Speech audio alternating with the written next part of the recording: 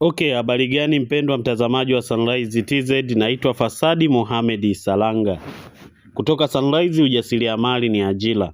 Leo nakwenda kukufundisha kuhusiana somo zima la ungalishe. Kama hujajiunga na darasa letu la ungalishe, karibu sana ujifunze vitu mbalimbali kuhusu ungalishe, makundi ya chakula, ungalishe ni nini, tamtam lishe, ungalishe kwa ajili ya kuongeza damu, ungalishe kwa ajili ya wagonjwa wa kisukari, ungalishe kwa wajawazito, aina mbalimbali za ungalishe, lactation powder, protein powder.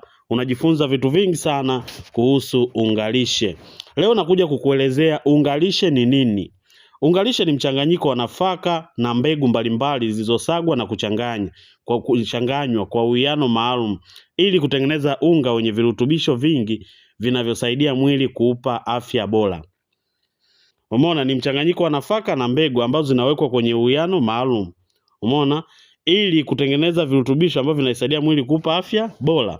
Hivyo basi, ungalishe ni unga maalum wa chakula wenye virutubisho vingi unaotumika kuimarisha afya ya mwili.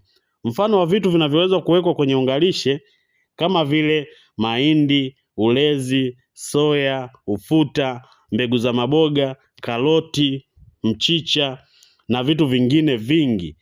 Hivyo basi ndo maana halisi ya ungalishe. Kama ulikuwa hujui, ungalishe maana yake ni unga maalum wa chakula wenye virutubisho vingi unaotumika kuimarisha afya ya mwili. Umeona? Ungalishe una faida gani? Faida ya kwanza ya ungalishe husaidia kuongeza damu. Kuna baadhi ya ungalishe ukitengeneza unasaidia kuongeza damu. Na faida ya pili, kuimarisha kinga za mwili. Umeona? Faida ya ungalishe ni kuimarisha kinga za mwili. Husaidia ukuaji wa mtoto, hutoa nguvu na lishe bora, husaidia watu wenye udhaifu na watu wenye utapiamlo wakitumia ungalishe unawasaidia zaidi. Katika video hii leo nimekuja tu kuelezea ungalishe ni nini. Ili uweze kujifunza zaidi, njoo kwenye darasa letu la WhatsApp, utajifunza makundi ya vyakula, kitu gani cha kufanya, mambo gani ya kuzingatia unapotengeneza formula ya ungalishe. Karibu sana, naitwa Mwalimu Salanga kutoka Sunrise ujasiriamali ni ajira.